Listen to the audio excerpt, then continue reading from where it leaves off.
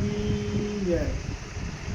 આજે તમે જુઓ કે માણસે છોડી દીધી છે. માણસને પૈસાના લોભમાં પણ પબ્લિક પડી ગઈ છે. પણ એક જો પરમાત્માના ઘરનું જે મોત નક્કી નહીં કરી શકતા કે મારા એક દેવાને મારે મરવાનું છે, એવું મનમાં આવતું નહીં હવે કે હું આ જીવન આવ્યો છું, જવાનો નહીં.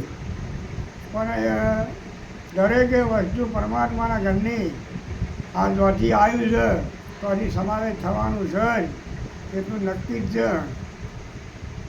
આપણે બગીચાની વાડી હોય, ગુલાબનો ફૂલ હોય તો 1000 કિલોનો ફૂલ હોય, પણ સવારે તમે જુઓ તો વહેલા 5 વાગે ખીલખીલા થઈ ગયા હોય.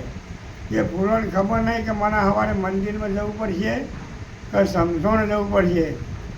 જાને ઈવન મને કે મંદિરમાં લઈ જા, પણ જાન દારો ગણ તારે તો સમસોણમાં હોય એટલે ફૂલ પણ વિચાર કરે કે સારું જવાનું તો આપણે મંદિરમાં ભગવાનના પાને, પણ જો જવાનું આવ્યું સમસોણ.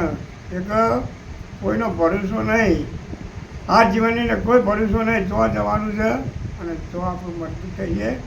પણ એક આપણે કેવું જીવન જીવ્યા એ મહત્વ છે.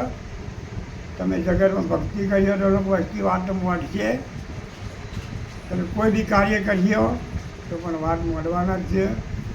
એક જો અત્યારે એક ભાઈ લવાડવામાં સેવા કરે તો પણ નંદમણ કરે છે, પણ ના આપણે આપણી મસ્તીમાં રહું અને ગમે તે કોઈ કે નંદ કે વિંદ પણ પરમાત્માની ભક્તિ કરવી જોઈએ ને કરવી જોઈએ.